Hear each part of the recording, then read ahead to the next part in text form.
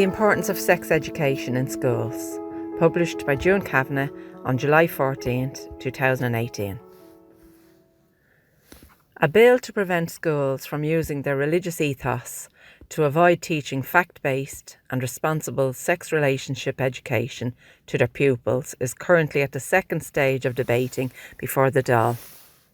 The provision of Objective Sex Education Bill is designed to prevent denominational schools teaching sex education based on their own views of sexuality and intimacy. This bill was developed to ensure that all students, regardless of their religious backgrounds, are provided with an understanding about consent, contraception, abortion, sexuality and gender issues in a non-biased, objective manner.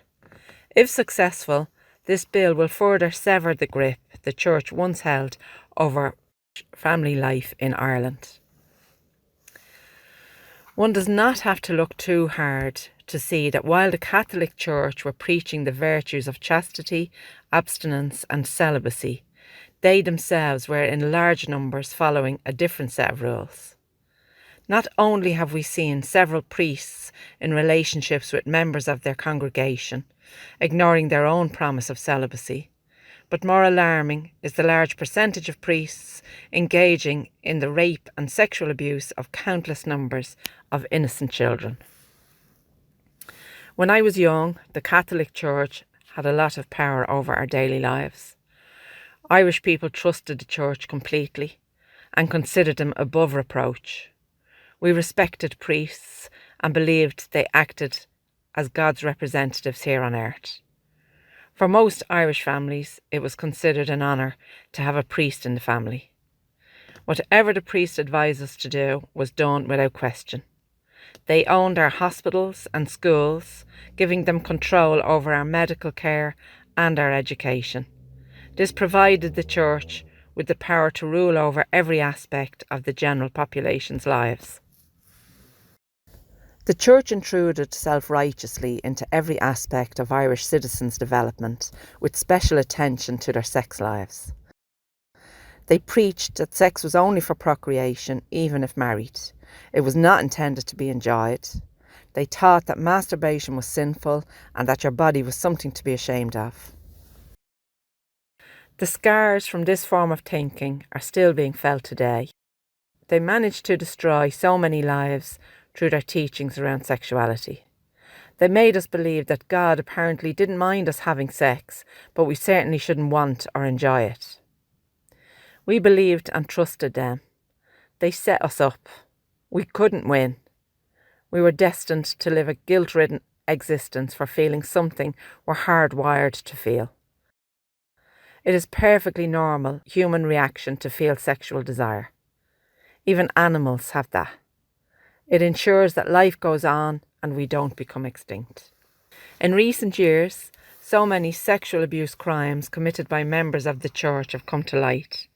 It seems that every week there's yet another priest or bishop in the media accused of either committing or covering up sexual abuse against a child. It is incredible to me that it's taken us so long as a nation to break free of the Church's misleading guidance and utter brainwashing around our sexuality, but most important, our children's sexuality. There are many well-meaning parents out there who are still under the Church's influence, conditioned to believe that early sex education for our children is not a good thing. The belief is held that teaching children about their bodies and sex will destroy their innocence, that the child's happiness will somehow be compromised. Can they not see that the people who initiated this opinion had their own agenda and did not love our children as we do? I was groomed from birth, leading up to full penetrative sexual intercourse at age 4. I'm not unusual in terms of the age the grooming process can begin. For me, there was huge confusion around my abuse because I didn't know what sex was, and I was never told that no one should touch my private parts. Sex was not something that was ever openly discussed, either at home or in school. I'd no opportunity to understand what was happening to me. Because I didn't know what sex was, I hadn't the language or understanding to describe, even to myself, what was happening. This is what we need to consider when we talk about teaching sex education in schools. Everyone thinks it will never happen to their children because they would know. They would spot an abuser and stop them getting near their child. Everyone thinks that, but that's not the way it works. If I'd been told in school, through the media or at home, that sexual abuse happens and that if anyone touches your privates or makes you do anything you don't want to do, it's wrong, and that I could tell someone who would help us stop it. If I had been told that if this happens to you, you did nothing wrong and it is not okay, no matter who it is abusing you, my life could have been so different. There's nothing wrong with age-appropriate sex education. It doesn't damage the child, it protects them.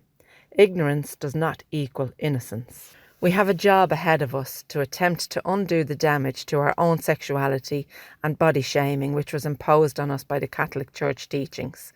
So the sooner we get started, the better. We need to do this for several reasons.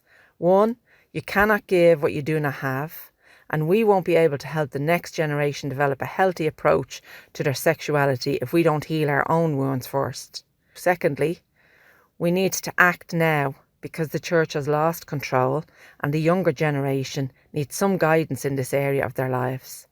We need to replace the lessons we learned with promoting a positive body image and healthy self-esteem. We also need to teach a guilt-free approach to accepting themselves for being sexual beings. Can you imagine? As the numbers of young suicides continue to grow, it is important that we do not leave our young turning to the internet for answers.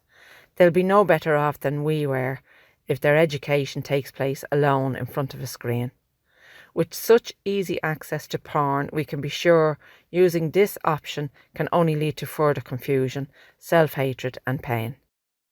We need to build up our children, provide them with the tools they need to navigate this new world we find ourselves in. Times are changing and we need to educate ourselves before we do any more damage to our children. We need to encourage emotional well-being in our sons and daughters, teach them how to communicate, talk about their feelings. These life skills will help them work through their issues. Introduce meditation and yoga in early stages of school, promoting good mental health and healthy body image. We need to recognise the gaps that are occurring in our children's lives and address them. We will all pay the price for not taking the appropriate actions. We already are. You've been listening to the Kavanagh Sisters blog posts. We hope that these blogs provide helpful information based on our personal views and experiences and encourage conversations about these topics that we cover. You can contact us on Twitter, Instagram, Facebook or directly at thekavanaghsisters@gmail.com.